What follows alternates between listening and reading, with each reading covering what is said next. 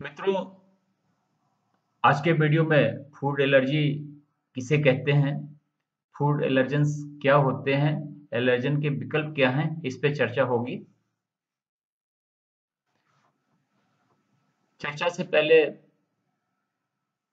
ये जान लेना आवश्यक है कि एलर्जी कितने तरह की होती है। जैसे फूड एलर्जी, ड्रग एलर्जी, कीड़ों से एलर्जी, लेटेक्स से एलर्जी, मोल्ड से एलर्जी, पालतू जानवरों से एलर्जी, पराग से एलर्जी। परंतु आज हम बात कर रहे हैं फूड एलर्जी के बारे में। फूड एलर्जी क्या है? फूड एलर्जी एक प्रतिरक्षा प्रणाली प्रक्रिया है जो एक निश्चित भोजन खाने के तुरंत बाद होती है। यहाँ तक कि एलर्जी पैदा करने वाले भोजन की थोड़ी सी मात्रा भी पाचन संबंधी समस्याएं, पित्ती या वायु मार्ग में सूजन जैसे लक्षणों को ट्रिगर कर सकती है। कुछ लोगों में तो खाद्य एलर्जी की गंभीर लक्षण यहाँ तक कि जीवन घातक प्रक्रिया का कारण बन सकती है, जिसे एनाफिलैक्सिस कहते हैं। खाद्य एलर्जी 5 वर्ष से कम उम्र के अनुमानित 8% बच्चों में और 4% वयस्कों को प्रभावित करती है। हालांकि इसका कोई इलाज नहीं है। कुछ बच्चों की उम्र बढ़ने के साथ साथ उनकी खाद्य एलर्जी भी बढ़ जाती है। इनके लक्षण: कुछ लोगों के लिए किसी विशेष भोजन से एलर्जी की प्रतिक्रिया असुविधाजनक हो सकती है, लेकिन गंभीर नहीं। अन्य लोगों के लिए भोजन से एलर्जी की प्रतिक्रिया भयावह और यहाँ तक कि जीवन के लिए खतरा भी हो सकती है। फूड एलर्जी के लक्षण आमतौर पर आपत्तिजनक भोजन खाने के कुछ मिनट से लेकर 2 घंटे के भीतर विकसित हो जाते हैं। शायद ही कभी लक्षणों में कई घंटों की देरी होती हो। सबसे आम खाद्य एलर्जी के लक्षण मुंह में झुनझुनी या खुजली होना, पित्ती, खुजली या एक्जिमा, होठ, चेहरे, जीभ और गले या शरीर के अन्य हिस्सों में सूजन, गले में घरघराहट, नाक बंद होना या सांस लेने में परेशानी होना, पेट में दर्द, दस्त, मतली या उल्टी, चक्कर आना या बेहोशी। एनाफिलैक्सिस: कुछ लोगों में फूड एलर्जी से एनाफिलैक्सिस नामक गंभीर एलर्जिक प्रतिक्रिया हो सकती है। इससे जीवन घातक संकेत और लक्षण उत्पन्न हो सकते हैं, जिनमें शामिल है वायु मार्ग का सिकुड़ना, कड़ा होना, गले में सूजन या गले में एक गांठ की अनुभूति होना जिससे सांस लेने में दिक्कत हो जाती है, रक्तचाप में गंभीर गिरावट के साथ में सदमा लगता है, तेज पल्स, चक्कर आना या चेतना की हानि।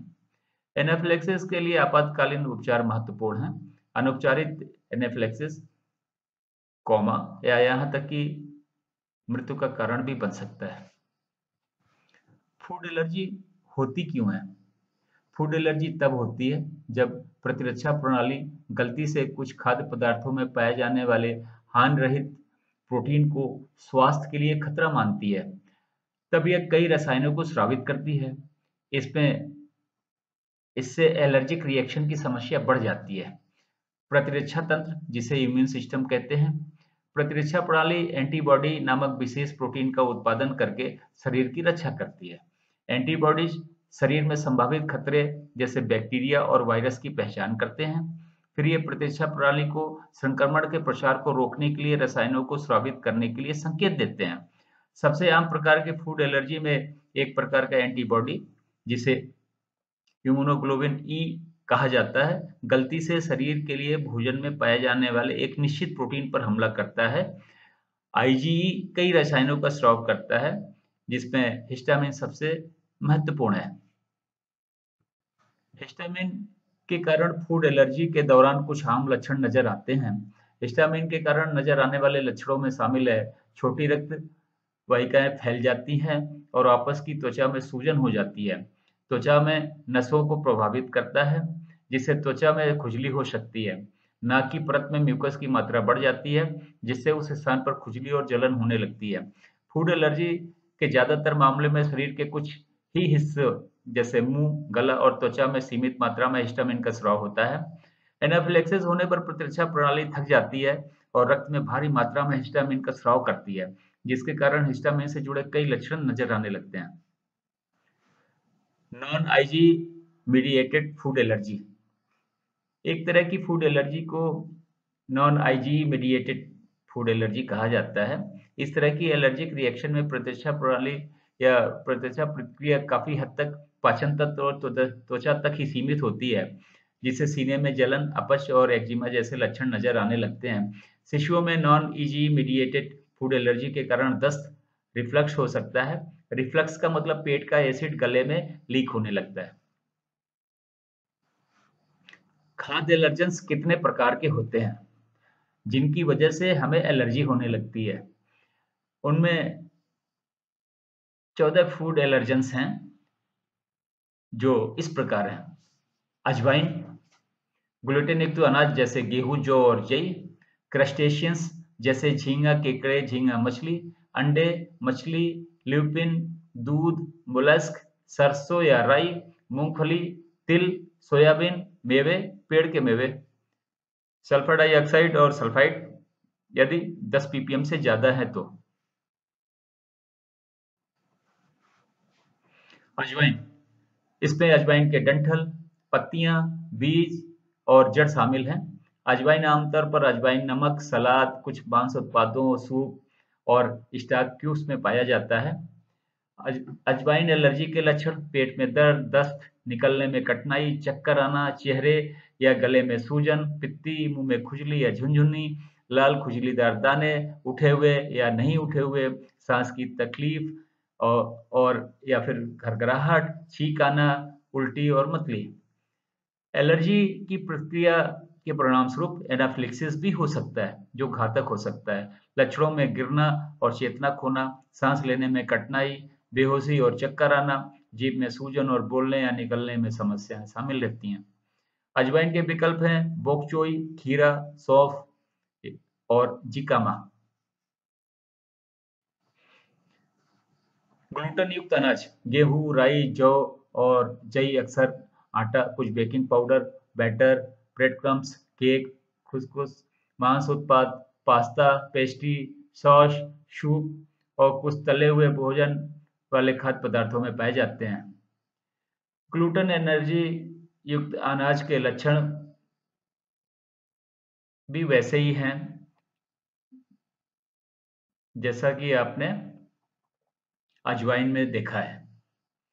जितने भी एलर्जेंस हैं इनके एलर्जी के लक्षण लगभग सेम है। इसमें भी एनाफिलेक्सिस हो सकता है और उसके लक्षण भी सेम हैं जैसे अजवाइन वाले में आपने देखा। ग्लूटेन युक्त अनाज के विकल्प के तौर पे चिया बीज, नारियल का आटा, मक्के का आटा, अलसी का आटा, बाजरा, किनोवा, चावल, चावल का आटा, जैंथम गम और मिलेट्स हो सकते हैं। क्रस्टेशियंस, केकड़े, झींगा मछली, झींगे और स्कैम्पी क्रस्टेशियंस हैं। झींगा पेस्ट इस श्रेणी में एक एलर्जन है जो आमतौर पर थाई और दक्षिण पूर्व एशियाई खाना पकाने में उपयोग में किया जाता है। क्रस्टेशियन युक्त आम खाद्य पदार्थ एशियाई सलाद, चीनी उत्पाद, मछली का पेस्ट, मछली का सूप, तले हुए चावल, तैयार सॉस, सूप, थाई करी में पाया जाता है। क्रस्टेशियन एलर्जी के लक्षण भी वैसे ही हैं जैसे आपने ग्लूटन एलर्जी के लक्षण में देखा था। इसमें भी एनाफिलेक्सिस हो सकता है। क्रस्टेशियंस के विकल्प चिया सीड, नारियल का आटा, मक्के का आटा, अलसी का आटा, बाजरा, किनोवा, चावल, चावल का आटा और जैंथन गम हैं। अंडे, अंडे जो है केक, कुछ मांस उत्पादों, मेयोनेज़, मूस, पास्ता, कीचे, सॉस और पेस्ट्री में पाए जाते हैं। कुछ खाद्य पदार्थों को पकाने के दौरान या उससे पहले अंडे से चमकाया जाता है। अंडे युक्त समान खाद्य पदार्थ कृत्रिम स्वाद, बेक किया हुआ सामान, केक, कस्टर्ड, अंडे से बनी pastry, ice cream, mayonnaise, marshmallow, marzipan, barbecue, lecithin, प्राकृतिक स्वाद, nougat, pasta, salad dressing, tartar sauce में मिलता है। अंडे के अंडे से होने वाली एलर्जी के लक्षण भी पिछले एलर्जी के लक्षणों जैसे हैं। इसमें भी एनाफिलिक्स हो सकता है।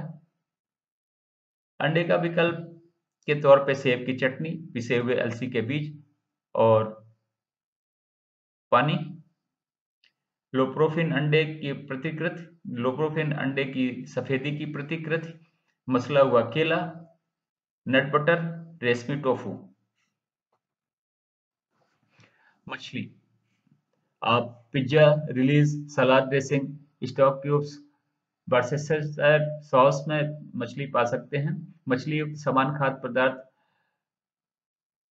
बोइलावॉइस, सीजर सलाद, सीजर ड्रेसिंग, कैपोनाटा, जिलेटिन डिप्स, नकली या कृत्रिम मछली या सेलफिश, मीटलोफ, नाम्पला, नमकीन सूप में पा सकते हैं।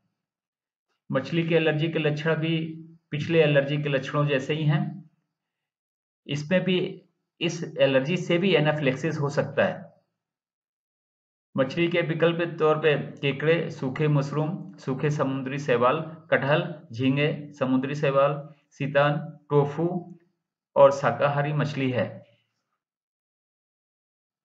ल्यूपिन, ल्यूपिन एक फूल है, लेकिन ये कभी-कभी आटे में भी पाया जाता है और कभी-कभी ब्रेड, पेस्ट्री और पास्ता में भी इस्तेमाल किया जाता है। ल्यूपिन युक्त खाद्य पदार्थ क्रैब्स, गहरे लेपित या तली हुई सब्जियां जैसे प्याज के छल्ले, पैनकेक, पेस्ट्री, पाई, पिज्जा, शाकाहारी मांस के विकल्प और बफल में इस्तेमाल किया जाता है।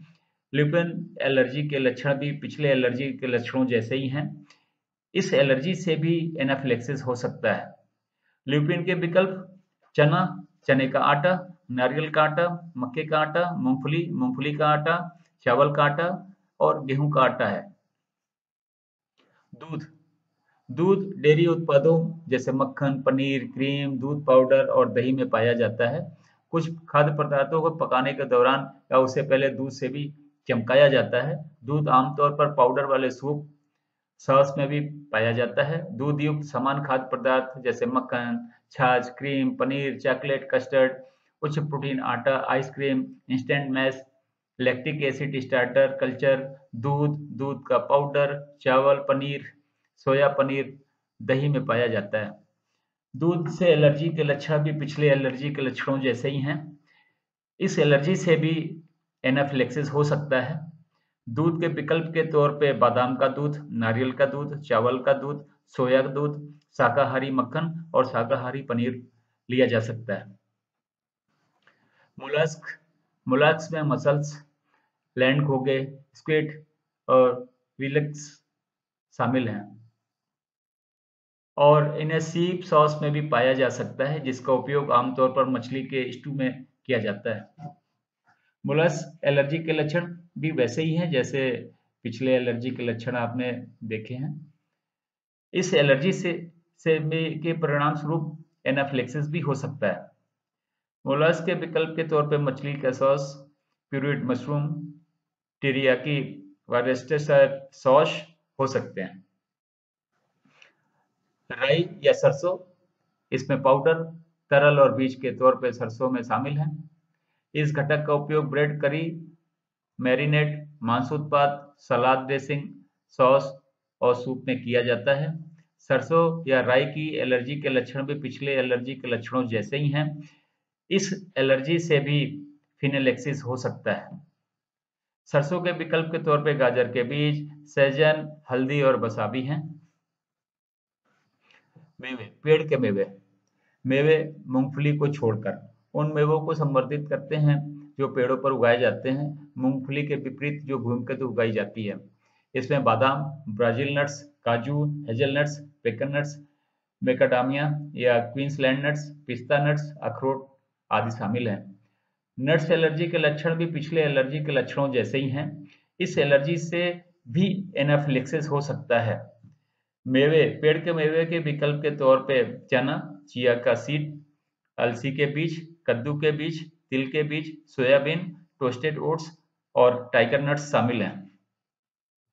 मूंगफली, मूंगफली का उपयोग अक्सर बिस्किट, केक, करी, डेजर्ट्स, सास, मूंगफली तेल, मूंगफली के आटे में एक घटक के रूप में किया जाता है। मूंगफली से एलर्जी के लक्षण भी पिछले एलर्जी के लक्षणों जैसे ही हैं। इस एलर्जी के परिणाम स्वरूप एनाफिलेक्सिस भी हो सकता है। मूंगफली का विकल्प काजू, तहनी और टाइगर नट्स हैं। तिल, तिल के बीज आमतौर पर ब्रेड में पाए जाते हैं। आमतौर पर हैं बर्गर बंस, ब्रेड स्टिक जैसे बंस पर छिड़के जाते हैं। इनका उपयोग हम्स, तिल का तेल और ताहनी बनाने के लिए भी किया जाता है। तिल के लड्डू भी बनाए जाते हैं। तिल की पट्टी भी खाई जाती है। तिल से होने वाले एलर्जी के लक्षण पिछले एलर्जी के लक्षणों जैसे ही हैं। इस एलर्जी की प्रक्रिया के परिणामस्वरूप एनाफिलेक्सिस हो सकता है। तिल के विकल्प के तौर पे बादाम, एवोकाडो का तेल, काजू, चिया का सीड, जैतून का तेल, मूंगफली का तेल, पेरीला, खसखस, कद्दू के बीज, सूरजमुखी के बीज हो सकते हैं। सोया, सोयाबीन, दही, एडामे बीन्स, मीसोपेट्स, टेक्सचर्ड सोया प्रोटीन, सोया का आटा या टोफू में पाया जाता है और प्रोच भोजन में एक मुख्य घटक है। ये डेजर्ट, आइसक्रीम, मांस उत्पाद, सॉस, शाकाहारी उत्पादों में भी पाया जाता है। सोया एलर्जी के लक्षण भी पिछले एलर्जी के लक्षणों जैसे ही हैं। इस एलर्जी की प्रतिक्रिया के परिणामस्वरूप एनाफिलेक्सिस भी हो सकता है। सोया के विकल्प के तौर पे चने, चने का आटा, नारियल, सूखा दूध, हरी मटर, दूध, पोलेंटो और चावल का दूध हो सकते हैं। सल्फर डाइऑक्साइड या सल्फाइड, सल्फर डाइऑक्साइड एक ऐसा घटक है जिसका उपयोग अक्सर सूखे मेवे और कुछ मांस उत्पादों, शीतल पेय, सब्जियों, वाइन और बियर में किया जाता है। अस्थमा के रोगियों में सल्फाइड से एलर्जी विकसित होने का खतरा अधिक होता है। सल्फर डाइऑक्साइड युक्त सामान्य खाद्य पदार्थ जैसे बियर, बोतल बंद नींबू का रस, साइडर, मसाले, बोतल बंद सॉस, पहले से कटे हुए छिलके वाले आलू, सूखे फल जैसे सूखे खुबानी, आलू बुखारा, किशमिश आदि, ताजा या जमे हुए झींगे, अंगूर का रस, मसालेदार भोजन, कुछ प्रोसेस्ड मांस के उत्पाद, कुछ शीतल पेय, डिब्बाबंद नारियल का दूध, सब्जियों का रस, सिरका और शराब हो सकते हैं। सल्फर डाइऑक्साइड एलर्जी के लक्षण: पेट में दर्द, दस्त, निगलने में कठिनाई, चक्कर आना, चेहरे या गले में सूजन, पित्ती, मुंह में खुजली या झुंझुनी, लाल खुजलीदार दाने, उठे हुए या नहीं उठे हुए, सांस की तकलीफ, सांस में घरघराहट, छींकें, उल्टी और जीभ में चलना शामिल है। एलर्जी इस एलर्जी की प्रतिक्रिया के परिणाम स्वरूप भी एनाफिलेक्सिस हो सकता है। सल्फर डाइऑक्साइड का विकल्प क्या है? अतीत में एस्कॉर्बिक एसिड सहित सल्फर डाइऑक्साइड विकल्पों के साथ कई प्रयोग हुए हैं, लेकिन सल्फर डाइऑक्साइड के विकल्प अभी के तौर पे अभी कुछ अधिक नहीं हुआ। एलर्जी का प्रबंधन कैसे किया जाए? एलर्जी प्रक्रिया को रोकने के लिए एलर्जी प्रबंधन योजना महत्वपूर्ण है। अपनी एलर्जी पर नियंत्रण रखना भी जरूरी है। अपनी एलर्जी प्रबंधन योजना बनाने के लिए अपने डॉक्टर के साथ में काम करें। आपकी एलर्जी को नियंत्रित करना और एलर्जी प्रतिक्रियाओं को रोकना आपकी एलर्जी के प्रकार पर निर्भर करता है। आपकी एलर्जी को प्रतिबंध करने के कुछ तरीके यहाँ दिए गए हैं। अपनी एलर्जी से बचें। यह बहुत महत्वपूर्ण है कि लेकिन हमेशा आसान नहीं होता। कुछ एलर्जी से बचना दूसरों की तुलना में आसान भी होता है। जब आप किसी एलर्जन से बच नहीं सकते तो उसके साथ अपना संपर्क कम करने का प्रयास करें। अपनी विशिष्ट एलर्जी को प्रतिबंधित करने के तरीके के बारे में और जानें। अपनी दवाएं निर्धारित अनुसार लें।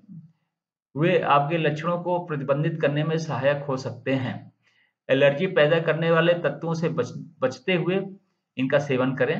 ट्रैक करें कि आप क्या करते हैं, क्या खाते हैं, लक्षण कब आते हैं और क्या मदद करता है। इससे आपको और आपके डॉक्टर को यह पता लगाने में मदद मिल सकती है कि आपके लक्षण किस कारण से होते हैं या बिगड़ते हैं। मेडिकल अलर्ट ब्रेसलेट या हार पहने। यदि आपको कभी कोई गंभीर एलर्जी प्रतिक्रिया हुई हो तो कृपया मेडिकल अलर्ट ब्रेसलेट पहने। इस वीडियो को देखने के लिए धन्यवाद। Please like, share and subscribe. निम्नलिखित लिंक पर मेरा ब्लॉग भी देखें। Thank you very much.